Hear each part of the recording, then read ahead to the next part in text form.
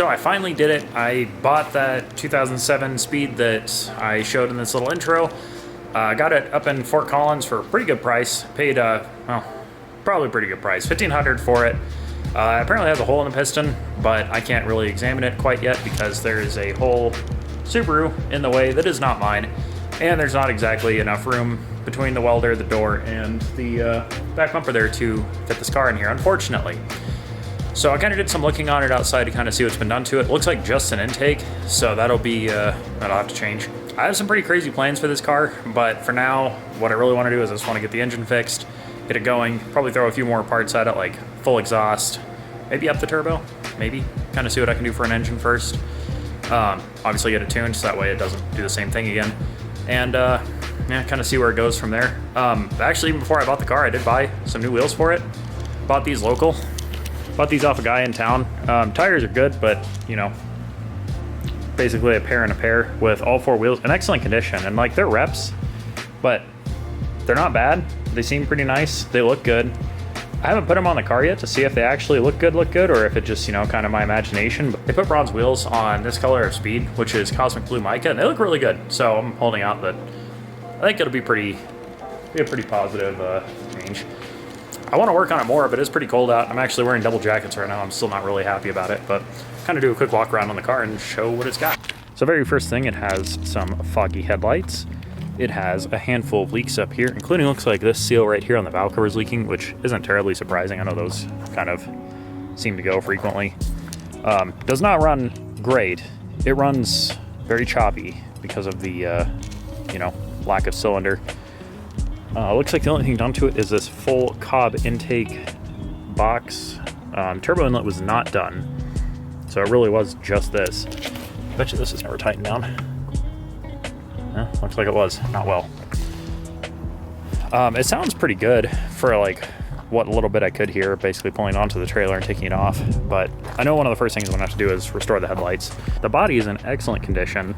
No issues anywhere around it, really.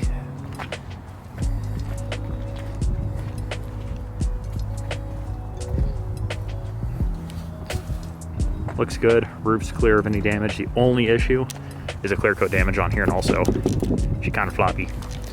Interior, I haven't really looked at that close yet. Looks really good. It still smells new in here. This thing only has like 119,000 miles on the clock, which is kind of cool.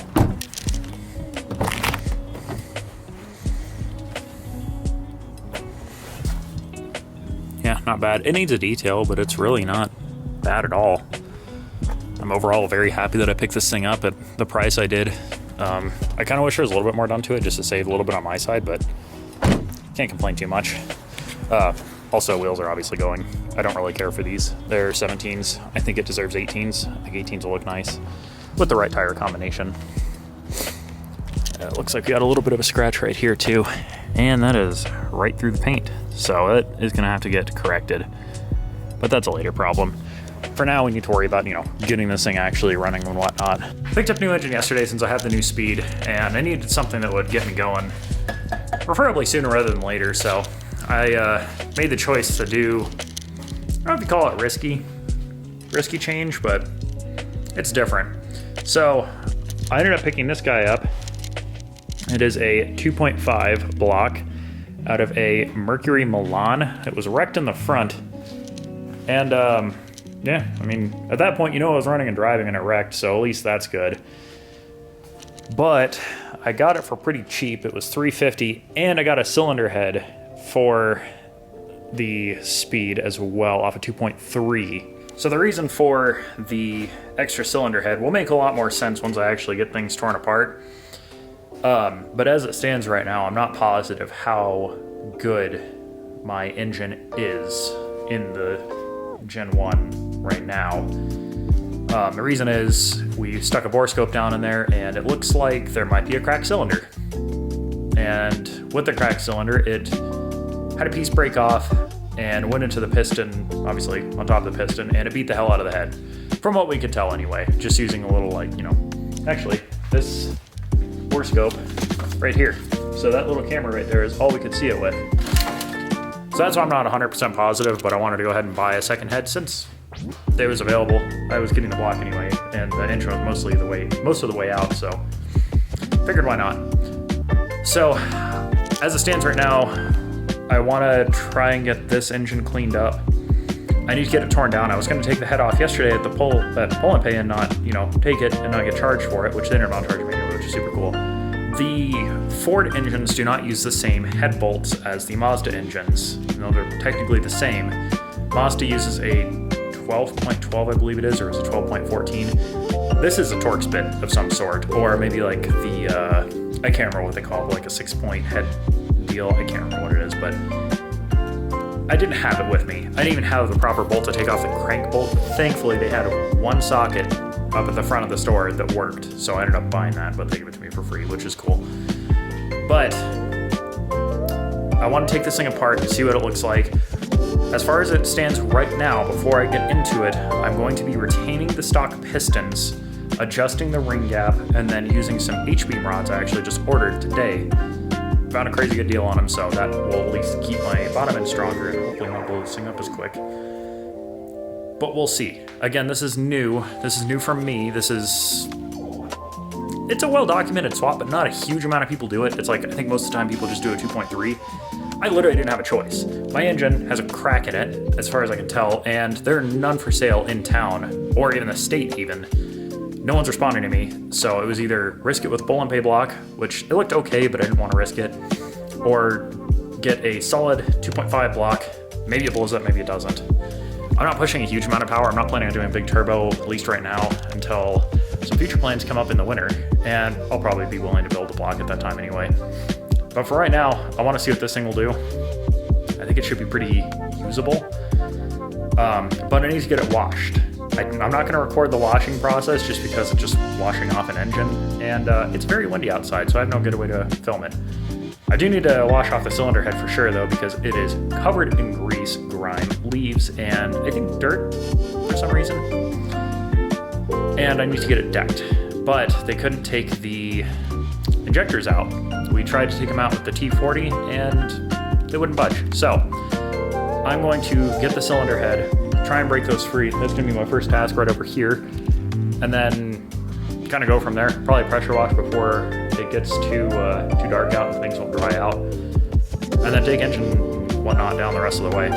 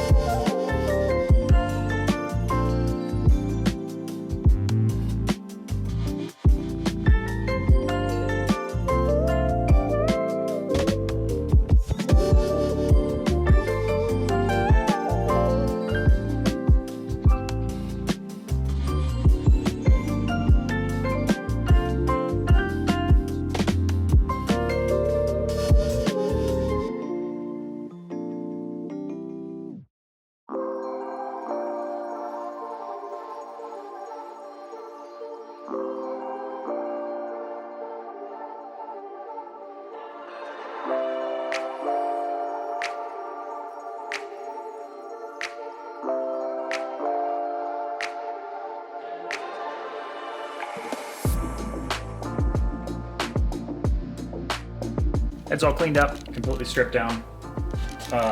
That injector gave me so many problems trying to get it off there. I ended up just kind of being able to finally get a flathead kind of underneath the edge of it. I was able to kind of work it out of there. It looks like it just has so much carbon buildup or grease or something. I don't know what's on there, but it really fought me trying to get it out of there. So this has to get machined. It is out of whack by, I think they said like 50 thou, 5 thou, something like that. I think it was 5 thou. So it definitely needs to get machined, but they couldn't get the injectors out, the little retainers there with the T40 bolts, so I ended up getting those off. Ironically, the one that was really stuck on there is the easiest one. It wasn't even tight. Like put the pressure on it like I was going to spin it, and it just was finger tight. So I got that done. I got the spark plugs out. It is ready to go now. I just want to get it cleaned up, just so that way it's, you know, it's not so much of a mess when I go to take it in tomorrow. And then I also want to get this block washed off. I'm not going to be able to tape off pretty much anything on there because I don't really care enough about, like, the head's destroyed. It was in a wreck, so that doesn't matter. The oil pan I'm not going to be using, so if some water gets in there, it won't matter. The only thing I might take off is like the oil pump stuff and whatnot. I don't know. It doesn't really matter that much. It's an aluminum block, so it's not like it's going to rust. The cylinders will, and like the crank and all of those parts will, but I'm going to be taking this thing apart within the next day. I don't think it'll be an issue, and I'll probably leave it outside to try and, like, you know, air dry and whatnot in the sunlight. So I think if I just get it sprayed down and everything, this will be my best bet to get it clean. Okay, so block completely covered in my degreaser again. This is the thicker gel stuff. I just like to let chemical guys sit on there for a few, just that way it kind of breaks it up a little bit, and then I put this on there, and no matter pretty much how much you put on, it's gonna fight through it, especially if you let it sit for a minute, which I'm doing now. My big consideration now is the Gen 1 is currently sitting about 10 feet away from the engine, so when I go to take the pressure washer out there, this is going to get all the degreaser. Probably not the best for the paint, especially since, generally speaking, this is in very good condition. So what I think I'm going to do is, against my better ideas, or better judgment, I'm going to take the battery I just bought the other day, swap out the dead battery in here, start it up, and then just move it forward a little bit. I know you're not really supposed to run it when you're basically running with no compression on one cylinder, but this block's probably done for anyway, looking in there with the camera, so I'm not really going to worry about it that much. I think I'm just going to run it, and maybe the head's good in the end, maybe it's not. Won't really make a difference to me, because most likely I'll probably end up building a 2.5 for it anyway at some point in the future, outside of this one.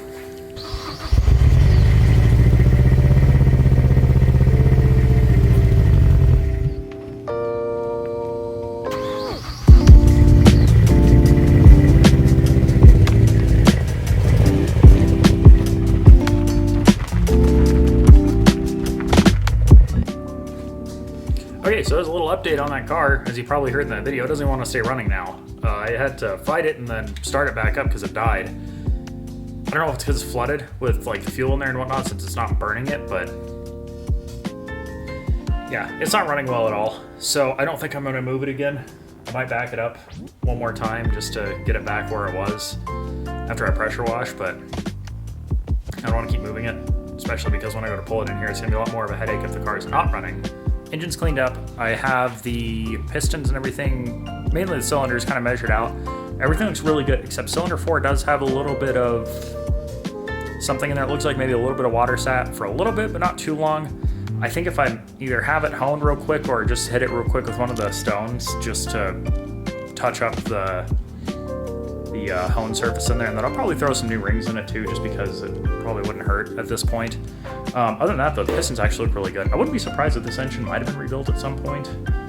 It's hard to tell. Actually, when I flip it over, I could know. That engine I had before was rebuilt. The connecting rods were numbered, which did not look factory at all. As far as this goes, though, all of the pistons look very, very good. These just cleaned up like that with brake clean. This one especially is very clean. That one is probably the worst, but either way, I mean, I can clean them up a little bit more. This is no effort, just swiping them with a paper towel real quick. The one on cylinder 4. So as I was saying, cylinder 4 does have a couple marks on it. Mainly just being like that line right through there. Kind of hard to see. You can see it more from like this angle here. It doesn't really look all that bad though. You can definitely tell there's some water in here now, but like everything else, like all the cross hashing and all that for like the hone, everything looks very, very good. So